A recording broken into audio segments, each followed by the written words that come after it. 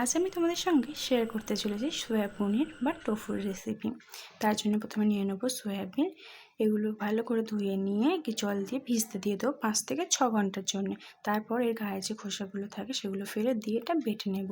তারপর একটা জায়গার উপরে একটা কাপড় রেখে ওই মিশ্রণটা ওর মধ্যে ঢেলে দিয়ে ভালোভাবে ওপর যে দুধটা বেরোবে ওই দুধটা দিয়ে আমরা পনিরটা বানাবো। আর ওই ওপরে যে অংশটা থেকে যাচ্ছে ওটা ফেলে দেবে না, ওটার রেসিপি আমি পরের ভিডিওতে দিয়ে দেবো। এরপরে আমরা লেবুর রস বার করে তাতে কিছুটা জল মিশিয়ে এটা যতক্ষণ না ফুটছে ভালোভাবে নাড়তে হবে। নাড়া বন্ধ করলে কিন্তু তলায় লেগে যাবে। তারপর লেবুর রসটা দিয়ে ভালোভাবে নাড়াচাড়া করতে হবে। 5 থেকে 6 মিনিট টাইম লাগবে ছানাটা হওয়ার জন্য।